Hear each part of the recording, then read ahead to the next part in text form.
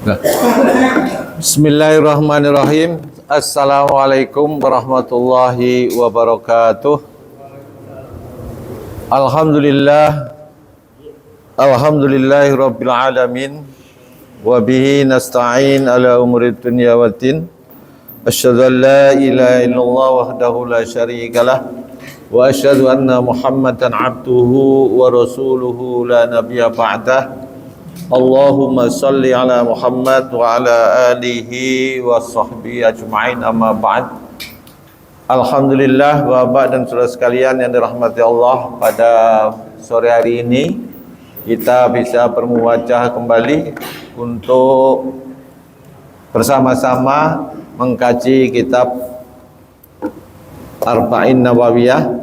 Mudah-mudahan kajian ini memberikan ilmu kepada kita semua, sehingga di dalam perjalanan hidup kita untuk melaksanakan ibadah ini ada nilainya. Karena ibadah tanpa didasari dengan ilmu itu di dalam syair disebutkan mardudatun la tuqbalu. Artinya ibadah yang tidak disertai dengan ilmu, artinya pengetahuan yang ada di dalam ibadah itu, maka ibadahnya tertolak. Nah, kalau tertolak ya kita nggak punya apa-apa karena itu bekal kita ya, nanti di yaumil akhirah adalah ibadah kita, yang kemudian di dalam Al-Quran sering dimasukkan ke dalam kategori amal soleh. Amal soleh itu apa? Amal soleh itu pekerjaan atau amal yang soleh. Soleh itu apa namanya?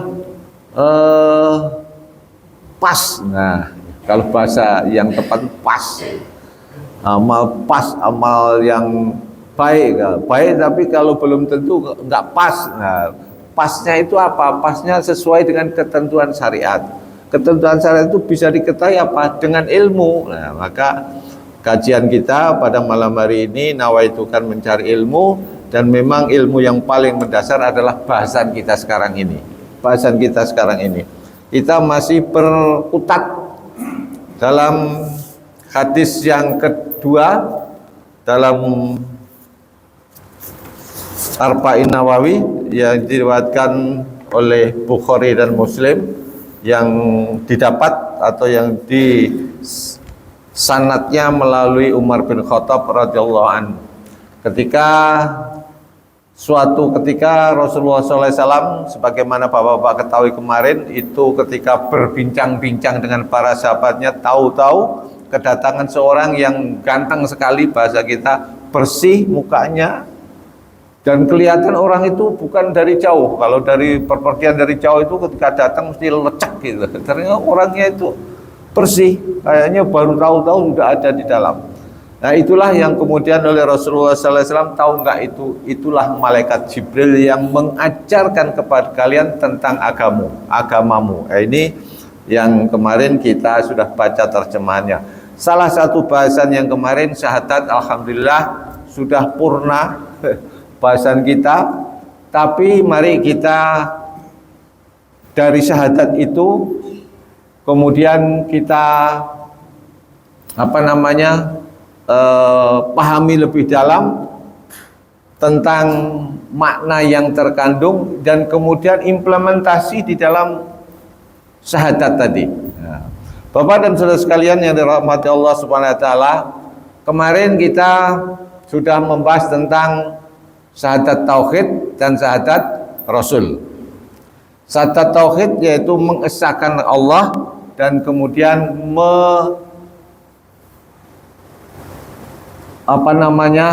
meyakini bahwasanya tiada Tuhan yang disembah, yang wajib disembah, yang berhak kita sembah kecuali Allah, dan Muhammad adalah rasulnya, utusannya. Nah, ini membahas tentang menyembah. Menyembah. Bapak dan saudara sekalian yang rahmat Allah, ketika kita sudah mempersaksikan bahwa Allah itu adalah Tuhan yang berhak disembah, hanya satu-satunya Tuhan yang berhak disembah, maka mau nggak mau kita harus tahu bagaimana cara menyembah. Bagaimana cara menyembah. Nah, ini implementasi daripada tauhid. Implementasi daripada syahadat tauhid adalah bagaimana cara menyembah. Oleh karena Allah juga sayang kepada kita, kepada manusia, pada umatnya, maka Allah pun juga memberikan kemudahan. Kemudahan dari apa? Dari kita.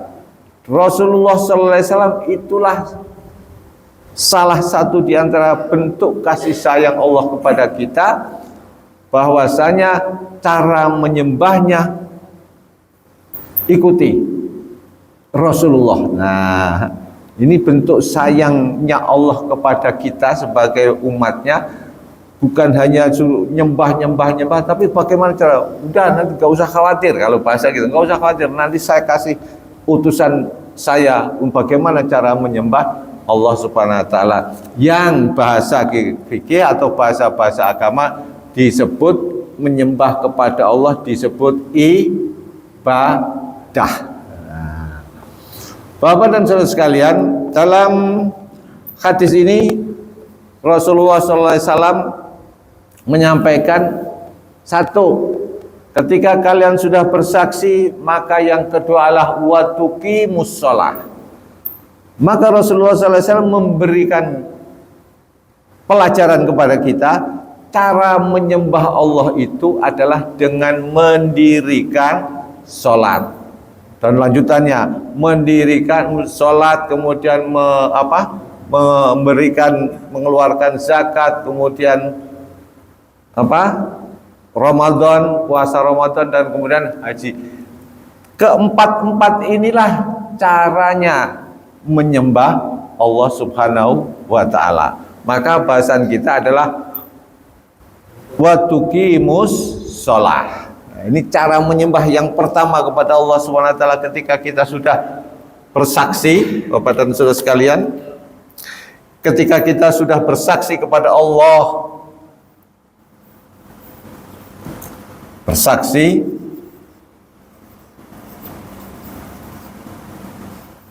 kemudian Muhammad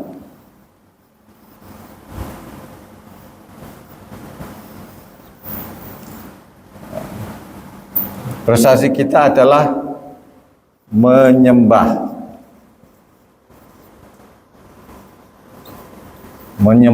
dalam kurung ibadah.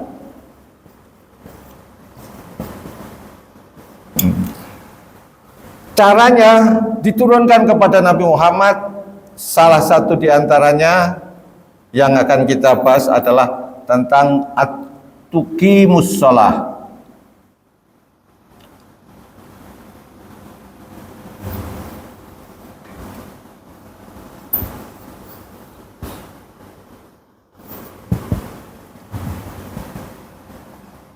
Nah, cara pertama yang disampaikan Rasulullah SAW, bagaimana kita menyembah, itu adalah mendirikan sholat. Inilah yang terpenting di antara rukun-rukun Islam. Ini tuqimus shalah, mendirikan sholat. Kita tidak bahas sholatnya ini, tapi kita bahas jenisnya, karena ibadah itu pasti banyak jenisnya. Sholat itu tidak hanya ini Pak, ada satu yang wajib, ada yang sunnah. Nah, Bapak dan Saudara sekalian, akan kita bahas itu. Tuqimus shalah. Bapak dan Saudara sekalian yang dirahmati Allah SWT, ketika seseorang itu sudah bersaksi bahwa tiada yang wajib disembah atau yang berhak disembah kecuali Allah dan Muhammad adalah utusannya, maka ketika sudah bersaksi dan kemudian kita bertanya bagaimana cara menyembah, maka pertama kali yang disampaikan Rasulullah SAW adalah as-sholat. Sekarang pertanyaannya, kapan? Nah ini kapan sholat itu kita laksanakan atau dilaksanakan oleh umat Nabi Muhammad? Karena begitu kita masuk Islam, kalau gambaran kita, ketika kita masuk Islam, maka di situ terkena kewajiban sholat, wajib menyembah kepada Allah Subhanahu wa Ta'ala. Dan yang wajib itu cuma 5, Pak. Yang wajib itu sholat itu cuma 5 waktu. Yang kita subuh, zuhur, asar, maghrib, isya, cuma 5. Selain itu dinamakan sholat sunnah. Tidak ada ketentuan kalau ditinggalkan dosa, bahasa kita gitu. Maka Bapak dan Saudara sekalian yang dirahmati Allah SWT, ketika kita menyampaikan atau mengucapkan kesaksian, nah kalau kesaksian kita begitu kita ibadah sholat, bersaksi bahwa kita umatnya Nabi Muhammad, kemudian meyakini bahwa Allah yang wajib disembah, caranya menyembah itu adalah salah satu di antaranya adalah sholat. Maka pertanyaan, kapan diwajibkan sholat kita ini? Nah, pertama, kapan? Siapa bisa jawab? Kapan kita diwajibkan sholat? Ayo, Mbak Imin bisa? Siapa yang bisa? Mbak Sugeng, kapan diwajibkannya sholat? Nah, setelah kita bukan diwajibkannya sholat. Kita ini kapan diwajibkan sholat? Hah? Sudah dewasa sudah. Itu tadi apa? Sudah akil balik. Kewajiban yang diemban wajib ketika kita sudah bersaksi, maka yang wajib itu satu, akil balik. Akil balik itu sudah mimpi basah lah kalau bahasa ininya. Udah mimpi. Ini yang pokok. Tapi banyak sekali yang sehat, yang waras, yang itu banyak. Tapi saya ini, maka kewajiban kita itu ketika akil balik. Berapa kira-kira sholat yang pernah kita tinggalkan sejak akil balik sampai sekarang ini? Persoalannya di situ. Saya itu pengen mengulik persoalan di situ. Kalau dulu contoh soal ini, untungnya di atas itu bisa sharing, Pak, bisa sharing. Salah satunya yang paling sering sharing itu Mbah Sugeng. Mbah Sugeng itu sholat sebelum nikah nggak sholat, begitu nikah sholatnya masih bolong-bolong. Terus pokoknya ditanya sholat udah, katanya macam-macam. Tapi alhamdulillah Bapak dan Saudara sekalian, suatu bentuk kesadaran ketika sudah dia melakukan sholat, kemudian terus istiqomah, dan kemudian banyak melakukan sholat-sholat sunnah untuk menambah kekurangan-kekurangan kewajiban kita ketika itu, maka inilah sholat yang kita laksanakan. Bapak dan Saudara sekalian yang dirahmati Allah SWT, betapa pentingnya sholat untuk seorang hamba. Itu di dalam satu hadis disebut amwalu ma yuhasabu bihil abdu as-sholah. Nanti di yaumil qiyamah, ya, awalu ma yuhasabu bihi yaumil qiyamah as-sholah. Nanti awal pertama yang dihisab tentang amal seorang hamba nanti di yaumil qiyamah as-sholat. Maka betapa pentingnya sholat ini. Maka saya mengharapkan kita-kita yang sudah mulai ini jangan sekali-kali meninggalkan sholat tanpa uzur.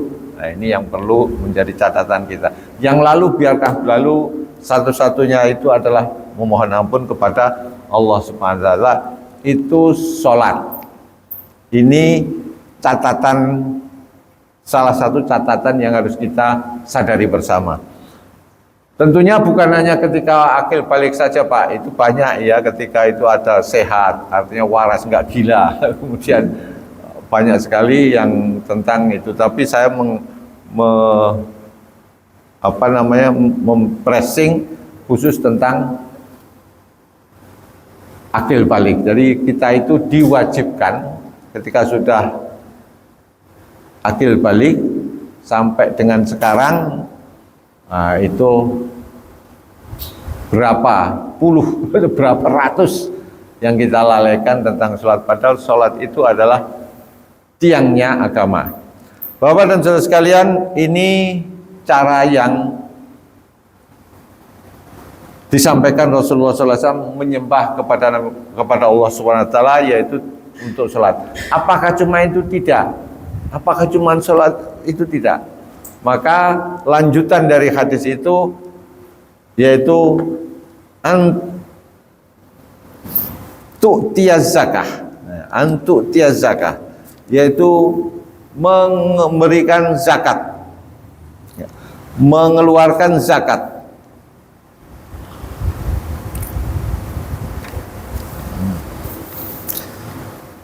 Mengeluarkan zakat, Bapak dan saudara sekalian, nanti kita bahas dua ini, karena dua-duanya ini dalam bahasan para ulama disebutkan, yang satu itu ibadah badan kita, yang kedua tentang zakat itu ibadah harta kita.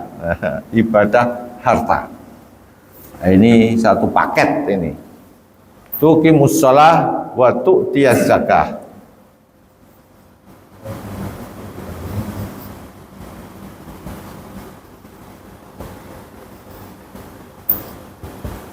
Ini satu paket. Ini disebut ibadah badan, yang ini disebut ibadah harta. Ibadah harta.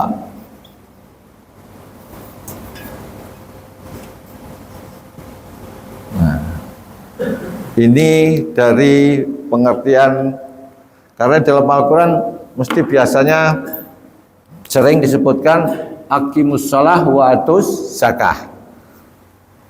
Aqimus shalah wa atuz zakah. Tuqimus shalah wa atuz zakah. Ini dua-duanya cara ibadah. Yang pertama dan kemudian yang kedua yang diberikan tuntunan kepada kita oleh Rasulullah Shallallahu Alaihi Wasallam. Apa cuman itu Pak? Enggak. Kemudian ada yang puasa dan kemudian ada yang haji. Bapak dan saudara sekalian yang dirahmati Allah SWT, ini kita bahas dulu. Besok tentang puasa dan haji. Bapak dan saudara sekalian, agar supaya tidak parsial, artinya biar menyeluruh, maka kita akan sampaikan juga mengenai ibadah. Pak, ibadah itu apa? Nah, ini pertama yang perlu saya sampaikan, Pak, ibadah itu apa? Yang disebut ibadah itu apa? Bapak dan saudara sekalian yang dirahmati Allah SWT, para ulama menggambarkan atau mendeskripsikan tentang ibadah itu adalah ismu jami' likulli ma yuhibbuhu Allah, yuhibbuhullah wa yardahu minal a'mali wal aqwali al batinah al zahirah wal batinah. Artinya apa yang disebut ibadah itu adalah suatu istilah, suatu nama untuk apa saja. Untuk apa saja. Saya ulangi, ibadah itu apa? Ibadah menurut pengertian para ulama disebutkan suatu istilah apa saja yang Allah suka dan juga Allah ridho, baik itu berupa perkataan maupun perbuatan, baik yang zahir maupun yang batin. Itu ibadah. Ini nanti pedoman kita seterusnya, Pak. Baik nanti sholat, zakat, puasa, haji, atau kemudian yang lainnya, tersenyum, macam-macam. Jadi menyingkirkan dari duri, dari jalan. Jadi apa saja, suatu istilah apa saja ya, yang Allah senang dan ridho, baik berupa perkataan maupun perbuatan yang lahir maupun yang batin. Nah, ini istilah. Jadi itu ibadah namanya. Pokoknya ibadah itu. Maka kadang-kadang bahasan-bahasan kalau tidak mendalam itu kadang-kadang menjadi trouble, Pak. Contoh yang biasa kita sering dengar itu, siapa yang beribadah tidak sesuai tuntunan Rasulullah SAW itu namanya bid'ah. Barang siapa yang melakukan bid'ah maka dia masuk neraka. Dalam hal apa? Dalam ibadah. Nah, kemudian ibadah itu apa? Kan belum pernah dibahas itu. Ibadah itu apa? Ternyata Bapak dan Saudara sekalian, ibadah itu apa saja, suatu istilah atau nama apa saja yang Allah ridho, yang Allah senang, yang baik berupa perkataan atau perbuatan, baik yang lahir maupun yang batin. Ini namanya ibadah. Bapak dan Saudara sekalian yang dirahmati Allah Subhanahu wa taala, oleh karena itu Bapak dan Saudara, kalau itu yang menjadi patokan, maka ibadah itu terbagi menjadi dua. Ibadah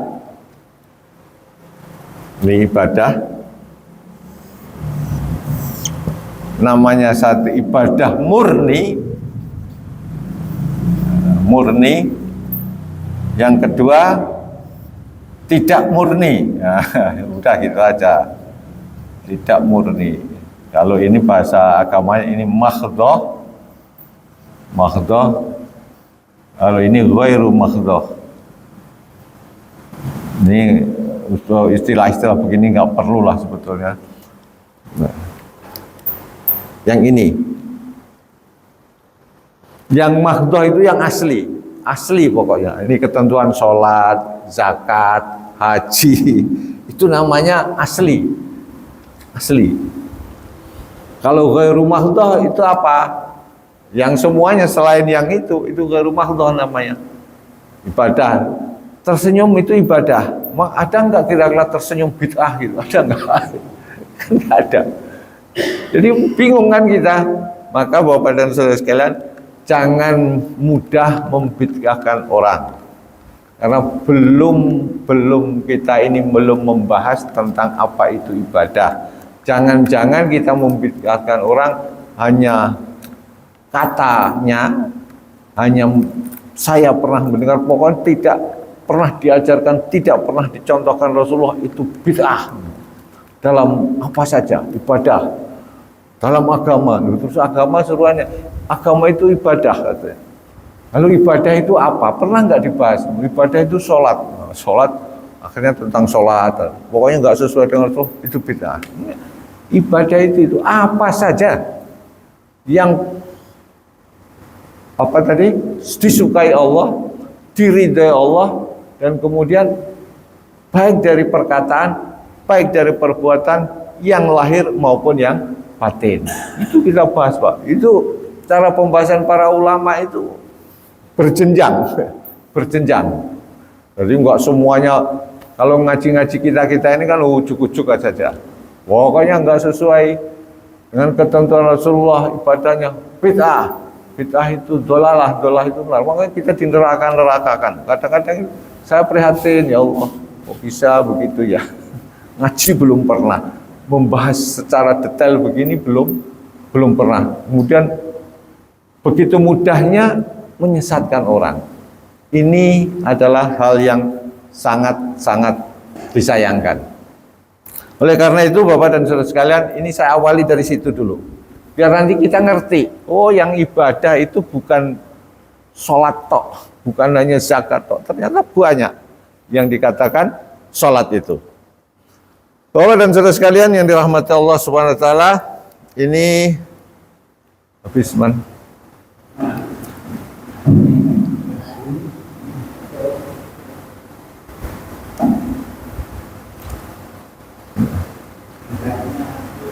Ini yang mengenai tentang pengertian dasar dulu. Pengertian dasar dulu di sini. Jadi kalau menyembah, kita bersaksi, kemudian kita disuruh menyembah, mengungkapkan menyembah. Kemudian diberi oleh Allah cara menyembah melalui Nabi Muhammad SAW. Pertama yang disampaikan Rasulullah adalah tentang sholat dan zakat. Itulah rukun Islam. Hal yang lain belum, Pak. Hal yang lain tetek bengeknya belum. Ini saja bahasannya panjang nanti. Bahasanya panjang sekali. Namun Bapak dan Saudara sekalian, perlu saya sampaikan, ini pengantar saya untuk membahas tentang ibadah. Kalau di dalam pelajaran di pesantren maupun di perguruan tinggi itu namanya fiqhul ibadah, khusus tentang fikih ibadah itu ada, Pak. Jadi bahasannya tentang itu nanti supaya agak lebih mudah diterima oleh kita, ya, kita yang sudah berpikirnya sudah mulai menukik menurun, asal tahu saja informasi yang saya sampaikan. Jadi ibadah yang pertama disampaikan Rasulullah SAW bagaimana kita menyembah itu adalah sholat. Yang kemudian yang kedua zakat. Nanti kita bahas tentang sholat dan zakat. Sampai di sini mungkin ada yang perlu ditanyakan dari bapak-bapak dan saudara sekalian sebelum membahas tentang dua hal ini, karena tanpa itu nanti kita bingung, Pak. Ibadah itu apa? Mudah-mudahan dengan pengertian ini Bapak-bapak bisa memahami. Jadi ibadah itu sesuai dengan dalam surat Al-Anbiya disebutkan wa ma khalaqtul jinna wal insa illa liya'budun. Saya jadikan aku ciptakan manusia itu adalah pertama fungsinya adalah untuk beribadah. Nah, kemudian kita harus tahu ibadah itu apa. Nah, ternyata ibadah menurut para ulama itu disebutkan apa saja, suatu istilah atau nama apa saja, seluruh apa saja, segala apa saja yang disukai oleh Allah, dicintai oleh Allah, diridhai oleh Allah, baik berupa perkataan maupun perbuatan, baik yang lahir maupun yang batin. Dari sini Bapak nanti akan tahu, akan lebih mengetahui bagaimana seseorang itu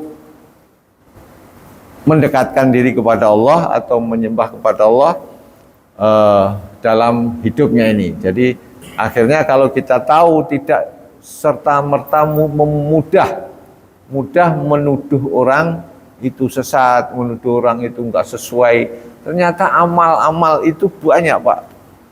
Kalau kita merujuk pada hadis Rasulullah SAW, dulu orang itu berdigasan enggak karu-karuan, Pak, melakukan dosa karu-karuan. Tinggal sejengkal lagi itu dia masuk neraka. Tapi di akhir hayatnya tinggal sejengkal itu dia berbuat amal soleh. Amal soleh, Pak, bukan ibadah, bukan, tapi amal soleh. Entah tahu apa. Kalau Bapak pernah mendengar dari sabda Rasulullah SAW, cerita Rasulullah tentang pelacur yang mengasih minum air, itu apakah akhirnya ketika itu sholat? Apa sembahyang? Oh, pas kemudian habis itu dia sholat mati enggak? Yang diceritakan adalah ketika dia ngasih minum air. Ngasih minum air. Justru itu yang diridhoi, justru yang diterima. Masuk surga, Pak. Masuk surga. Ada lagi yang membunuh orang, membunuh orang juga sampai 100 kali, sampai yang 100. Akhirnya otot-otot malaikat yang mau bawa ke neraka dan mau ternyata diukur. Itulah Bapak dan Saudara sekalian yang rahmati Allah Subhanahu wa taala, namanya perbuatan baik atau ibadah itu Allah lah yang lebih tahu siapa kita. Siapa kita, enggak usah menuduh kepada orang lain atau siapapun, itu tidak sesuai dengan ketentuan Rasulullah SAW. Kita pasrahkan saja apa yang kita punyai, apa yang kita pahami, kemudian yakin, laksanakan, dan diterima atau tidaknya itu hanya Allah Subhanahu wa ta'ala. Hal yang berkaitan itu adalah namanya wattawasau bil haq, wattawasau bis sabr, saling mengingatkan kalau dalam ada kekeliruan. Hanya jangan sampai kemudian kalau tidak sepaham dengan saya itu sesat. Nah, itu jangan. Itu berbahaya. Berbahaya kalau itu balik ke dirinya sendiri. Mungkin itu ada yang ditanyakan barangkali sampai di sini. Ya, silakan. Jadi kan salah satu indikator ibadah itu Allah suka dan Allah ridho gitu ya. Kita kan nggak tahu yang kita tanya Allah ridho apa enggak itu. Cuma kita merasakan atau kita tidak tahu Allah ridho atau enggak gitu. Oh ya, ya. Pertanyaan bagus. Sebelum ini nanti rahiannya di situ. Tadi disebut Allah ridho dan Allah senang. Allah senang dan Allah ridho. Dari mana kita tahu? Ini ya persoalan. Dari mana kita tahu? Maka ukurannya Bapak dan Saudara sekalian, tadi saya sampaikan adalah Rasulullah Shallallahu Alaihi Wasallam. Semuanya sudah diberikan tuntunannya. Jadi cintanya Allah, ridhonya Allah itu berdasarkan dari tuntunan Rasulullah Shallallahu Alaihi Wasallam. Pak, saya nggak tahu, maka itu perlunya belajar atau perlunya taklim. Tapi ada Bapak dan Saudara sekalian yang disebut di dalam ilmu apa itu namanya, manusia itu mempunyai hati nurani. Nah, hati nurani biasanya hati nurani itu bisikannya adalah bisikan malaikat. Tapi kalau sudah syahwat itu bisikannya bisikan setan. Nah, ini kadang-kadang diberi, Pak. Diberi oleh Allah SWT namanya kerentek hati yang bersih. Namanya nurani. Nah, itu bahasanya itu, Pak. Nanti yuhibbu wa yardahu itu adalah mana yang dicintai Allah, mana yang tidak diridhai Allah, itu tentunya dengan belajar tadi, dengan taklim tadi, dengan taklim. Kalau tentang sholat, bahas tentang sholat. Tentang zakat, tentang zakat. Mana yang diridhai? Karena ini banyak, Pak, bahasannya. Contoh, sholat. Sholat itu bahasannya banyak, Pak. Yang wajib, yang sunnah. Yang wajib dan yang sunnah. Ketika sholat, kita sedang belajar sholat kan kemarin, Pak, bagaimana kalau sholat ketinggalan, Pak, tentang kemarin sudah kita bahas. Nanti insya Allah kita bahas. Belum tentang zakat. Zakat yang wajib itu cuma dua, Pak. Satu zakat apa? Fitrah, yang dua zakat mal. Disebut zakat mal.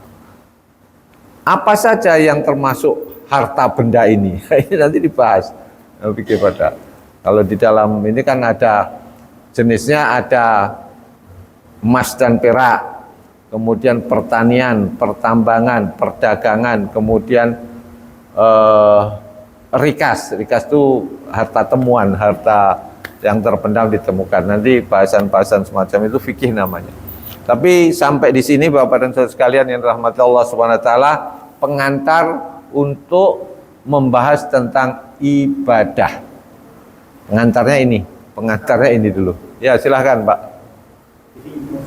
Tunggu dulu, ada nggak? Rusak ya? Iya, pakai ini nih. Biar masuk, Pak, nanti. Tanya. Ini, Pak. Man. Assalamualaikum warahmatullahi wabarakatuh. Waalaikumsalam warahmatullahi wabarakatuh. Jadi gini Pak Ustadz, ada orang kalau diajak ibadah, ya, diajak ibadah menghimbau, kalimatnya belum mendapatkan hidayah. Kan gitu. Nah, hidayah itu dari Allah apa kita yang berusaha untuk mendapatkan hidayah itu, Pak Ustaz? Mungkin karena belum ada hidayah, jadi dia masih ndablek, belum mau melaksanakan ibadah itu. Terima kasih. Assalamualaikum warahmatullahi wabarakatuh. Itu bukan nggak dapat hidayah, Pak. Itu masih goda setan itu namanya. Jadi bukan hidayah itu namanya. Hidayah itu sudah dapat. Dia sudah tahu bahwasanya ini adalah kebaikan, ini adalah tuntunan agama, ini adalah kewajiban kita. Sudah tahu. Itu namanya sudah dapat hidayah. Kalau nggak dapat hidayah itu belum Islam, kafir, itu namanya nggak dapat hidayah. Hidayah itu petunjuk. Hidayah yang paling diharapkan oleh adalah hidayah iman dan Islam. Itu hidayah paling tinggi, itu iman dan Islam. Ketika sudah iman dan Islam, dan ada kewajiban-kewajiban yang menyertai. Kalau itu belum bisa melaksanakan, bukan tidak mendapat hidayah, tapi karena malas. Karena masih kalah sama setan. Itu tergoda. Itu namanya hawa nafsu yang menjawab hawa nafsunya. Jadi bukan ini, tapi yang menjawab hawa nafsunya bahwa berlindung di kata-kata hidayah. Padahal dia sudah dapat hidayah, cuman tidak melaksanakan sesuai dengan ketentuan yang ini. Itu yang pasti. Tapi apa nanti nunggu hidayah itu namanya alasan berlindung. Jadi sebetulnya dia sudah dapat hidayah, cuman malas. Malas karena apa? Mungkin sibukan, malas cinta dunia ada yang kalah karena godaan setan. Macam-macam lah itu bisa dirasakan oleh orang yang bersangkutan. Mungkin itu jawabannya, Pak. Jadi bukan dia nunggu hidayah, tapi itu berlindung di balik kata-kata hidayah. Ya, mungkin itu Bapak dan Saudara sekalian yang dirahmati Allah Subhanahu wa taala. Ada yang ditanya sebelah sana? Ini pengantarnya dulu, Pak, ya. Nanti kita bahas walaupun tidak secara detail, tapi nanti minimal kita tahu agar supaya urutannya jelas. Jadi urutannya jelas. Makanya saya mengimbau kepada Bapak dan Saudara sekalian yang rahmatullah, kalaupun ada yang semacam yang kita pernah dengar ataupun yang menyalah-nyalahkan, terima saja, mohon kepada Allah, mudah-mudahan kita tidak termasuk orang yang salah. Itu aja, nggak usah dibantah, nggak usah ini, karena memang yang tahu itu ada Allah Subhanahu wa taala. Mungkin itu saja Bapak dan Saudara sekalian yang rahmat Allah Subhanahu wa taala, karena sudah menjelang Isya. Ya, ini sekali lagi, ini bahasan masih pengantar fikih ibadah. Nah, fikih ibadah. Jadi ini pengantarnya. Karena rukun Islam itu ada 5, 1 syahadat, kemudian sholat, zakat, puasa Ramadan, dan haji. Nanti kita bahas minimal tentang kapan disyariatkan, kapan diwajibkan. Nah, itu minimal kita tahu itu sajalah, nggak usah detail-detail. Mungkin itu Bapak dan Saudara sekalian, mari kita tutup kajian kita ini dengan kafaratul majlis. Dan saya mohon kepada Bapak dan Saudara sekalian, ketika hadir di majlis, sampaikanlah permohonan kepada Allah Subhanahu wa taala, kemudian ditutup dengan kafaratul masjid. Itu yang perlu saya sampaikan, karena doanya orang yang berada di dalam majlis itu mustajabah. Mari kita doa dan kemudian kita tutup dengan kafaratul masjid. Allahumma Allah.